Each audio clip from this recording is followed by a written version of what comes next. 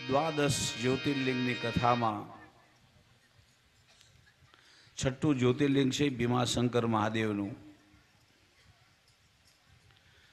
સહ્યાદ્રી પર્વતમાળામાં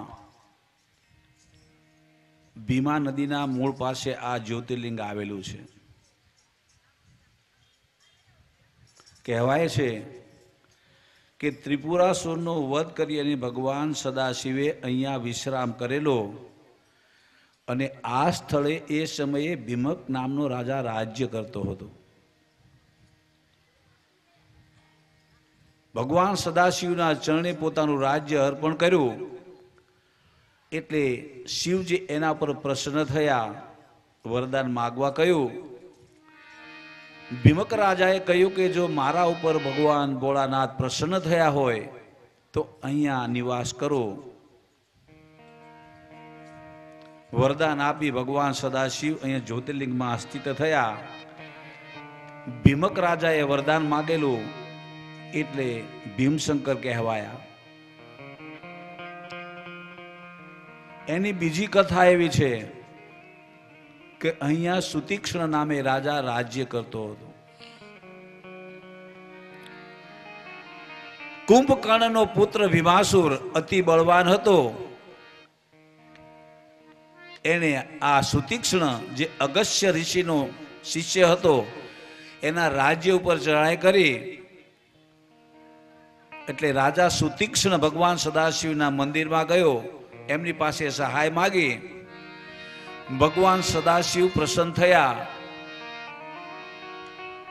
આ ભીમાસુરનો વધ કર્યો.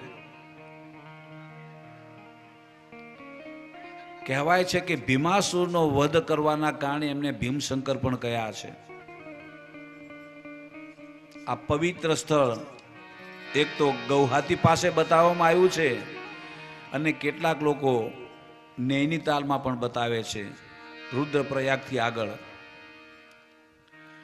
પછીનું સાતમું જ્યોતિર્લિંગ છે કાશી વિશ્વનાથ મહાદેવ. સમસ્ત સૃષ્ટિનો લય થાય તો પણ એમ કહેવાય છે કે કાશી નગરીનો ક્યારે પણ પ્રલય લય થતો નથી.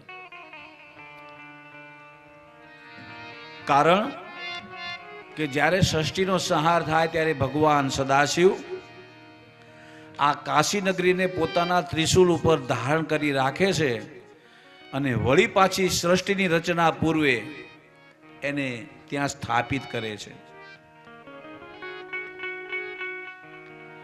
કાશીનું મરણ વખણાય છે. એવું કહેવાય છે કે જે કોઈ જીવાત્મા કાશી નગરીમાં એનું જો મૃત્યુ થાય તો ભગવાન સદાશિવ આ પ્રાણીના કાનમાં તારક મંત્ર એટલે કે પ્રણવ મંત્રનો ઉપદેશ આપે અને જીવાત્માને મોક્ષ ગતિ આપે છે.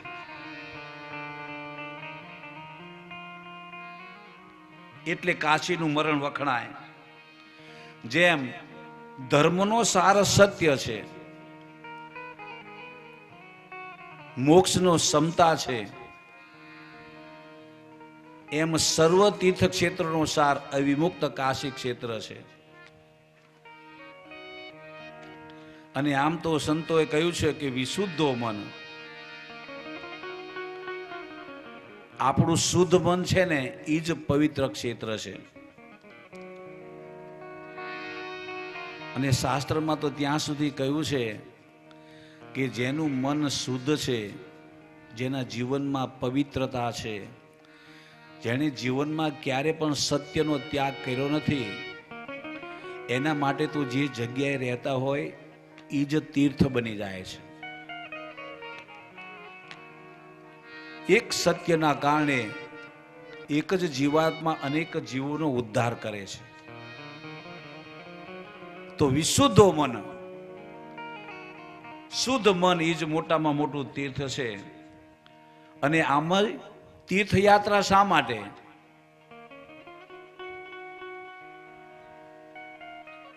સાત્વિક ભાવ જગાડવા માટે. 12 મહિના સુધી આપણે ઘરમાં રહેતા હોય, નોકરી ધંધો કરતા હોય, બહેનો હોય તો ઘરના કામમાંથી ઊંચા ન આવતા હોય, કંટાળી અને 1 મહિના માટે આવા કોઈ તીર્થ સ્થાનમાં જાય, ત્યાં ગયા પછી એને જપ તપ સત્સંગ કથા શ્રવણ કરવાના છે.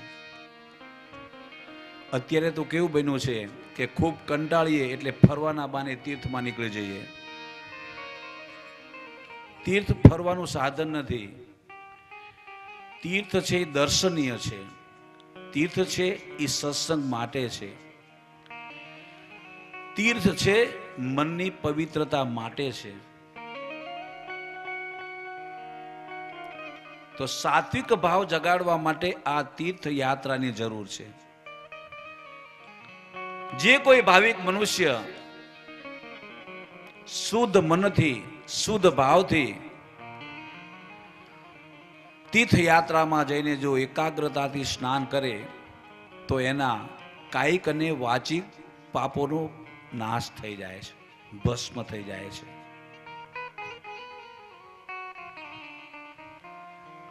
પણ મન શુદ્ધ હોવું જોઈએ. બીજું કે સ્નાન કરવા જઈએ ને ત્યારે આપણું મન તો ક્યાંય ભટકતું હોય. કાલ મેં વાત કરેલી ને કે આવું ગામ હતું, એમાંથી ડોશીમાં કંઈક તીર્થયાત્રામાં બધા ગામમાંથી જતા હશે, એને એમ થયું ડોશી મને લાઈને હું જાઉં. કાશીમાં જાય છે, હરિદ્વાર ફરવા જાય છે, સ્નાન કરવા દર્શન કરવા. દીકરાની એકની એક વહુ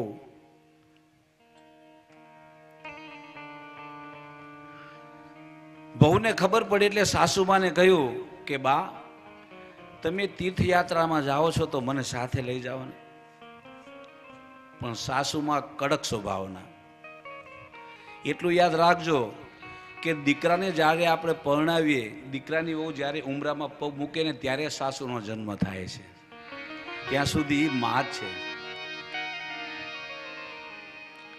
તો સાસુ બન્યા પછી વહુ પાસે સાસુ પડું નથી કરવાનું, એને દીકરી તરીકે જ રાખવાની છે. એ તો પૂર્વજન્મના કંઈક એવા સંજોગ છે, કર્મ છે, દીકરાની કંઈક લેણ દેણ છે તો એ વહુ બનીને આવ્યા છે, બાકી દીકરી જ છે. સાસુ જો માં બની જાય, વહુ જો દીકરી બની જાય તો કોઈ ઘરમાં ઝઘડો છે જ નહીં, પણ ગર્વ અભિમાન નડે છે બધાને.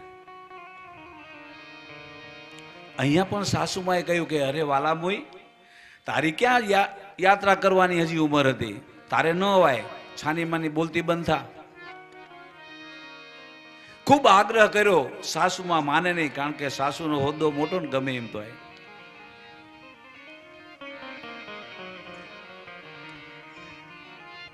એટલે ખૂબ શાંત સ્વરે વહુએ કહ્યું કે બા એક કામ કરશો? તો કે હા. આ કુંભ સ્નાન કરવા જાઓ છો તો કયા દિવસે સ્નાન છે? તો કે બસ હવે બેટા 15 દી પછી સ્નાનનો દિવસ આવે છે, ની પહેલા અમે પહોંચી જવાના છીએ. તો કે મારા વતી એક કામ કરશો, બોલને. તો કે જે દિવસે કે એમ કે ગુરુવાર આવતો હોય, શુક્રવાર કે રવિવાર હોય, સ્નાન કરો ને એ દિવસે મારું નામ લઈ અને ગંગાજીમાં તમે ડૂબકી મારજો ને, કે તોય મારું કલ્યાણ થશે. હા ભલે, એ કામ હું કરીશ, જા. એક બાજુ બ્રહ્માજીએ બધા દેવોને આજ્ઞા આપી કે આવતા શુક્રવારે કુંભ સ્નાન છે, એમાં કેટલા જીવાત્મા સાચું સ્નાન કરે છે એ તમારે નોંધ કરીને મને આપવાની છે. ગંગા વગેરે દેવી, બધા દેવતાઓ આજે જ્યાં કાશી નગરીમાં અલ્હાબાદ કુંભ સ્નાન થવાનું ત્યાં બધા હાજર. લાખો કરોડોની મેદની આજે ગંગા સ્નાન કરવા માટે કુંભમાં આવી છે. આ વહુનો જીવ ત્યાં છે કે મને સ્નાન કરવા નહીં મળે, મારા દુર્ભાગ્ય કેવા.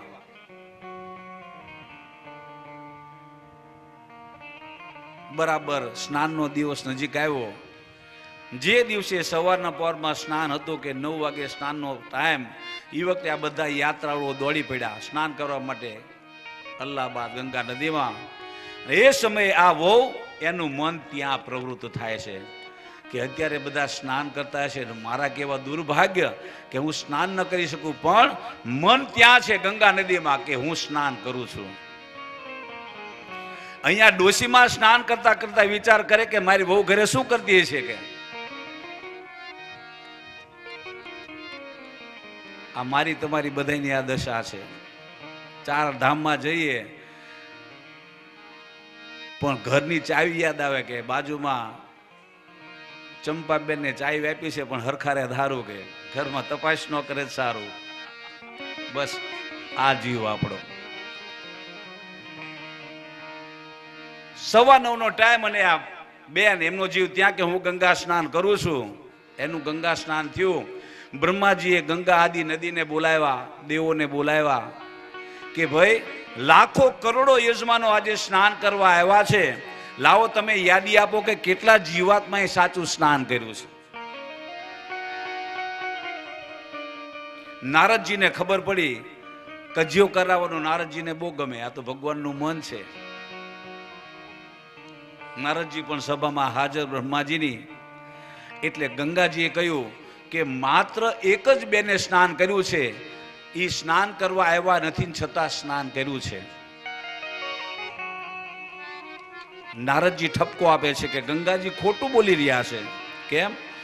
કરોડો લોકોએ સ્નાન કર્યું છે ને ખોટું બોલે છે. તો કે નહીં, એક જ વ્યક્તિએ સ્નાન કર્યું છે, ફલાણા ગામમાં એના દીકરાની, આ ડોશીના દીકરાની વહુએ. બ્રહ્માજીએ કહ્યું ગંગાજીને કે તમે સાબિત કરી આપો. ત્યારે ગંગાજીએ કહ્યું કે સ્નાન કરવા મારા પાસે ઘણા બધા આવે છે, પણ ખરેખર જે મનથી ડૂબકી મારે એ સાચું સ્નાન છે. મનથી માત્ર એક જ વ્યક્તિએ ડૂબકી મારી, એ પણ આ પરદેશમાં વ્યક્તિ હતી ને એનું મન આ હતું સ્નાન કરવામાં, એટલે એક જ વ્યક્તિનું સ્નાન પહોંચ્યું.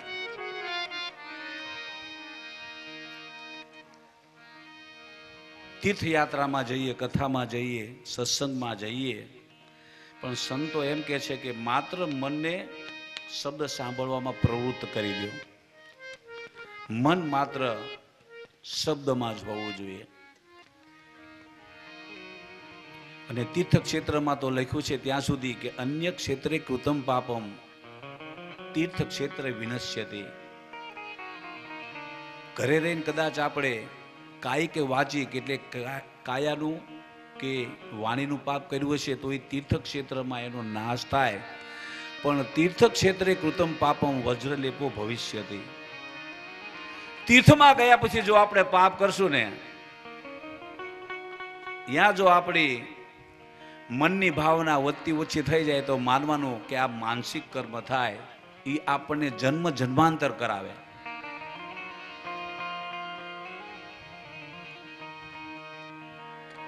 જ્યાં સુધી આપણા મનમાં પવિત્રતા નહીં આવે, મન જ્યાં સુધી શુદ્ધ નહીં થાય, ત્યાં સુધી આપણે ગમે એટલી ભક્તિ કરીશું, ગમે એટલા દેવ દર્શન કરીશું, ગમે તે સંપ્રદાય, રામને માનો, કૃષ્ણને માનો, માતાજીને માનો, ભોળાનાથને માનો, નદી વહેતી વહેતી સમુદ્રને મળવાની છે. જે દેવને માનો એ છેલ્લે સનાતનમાં શિવમાં સમાઈ જાય છે. કોઈ પણ ધર્મનો વિરોધ નહીં. ભગવાન બધા સત્ય છે, પણ ભગવાને જે શાસ્ત્રમાં કહ્યું એ આપણે સમજી શકતા નથી. દુઃખની વાત આ છે. જેમ કે ભાગવત તમે સાંભળતા હોય તો કૃષ્ણ પરમાત્માએ ઉદ્ધવજીને ઉપદેશ આપ્યો છે કે જે આત્માને જાણે એ સર્વને જાણે છે. તો અહીંયા શિવપુરાણનો પણ આ જ ઉદ્દેશ છે કે મૂળ સનાતન સત્ય તો કે આત્મા છે.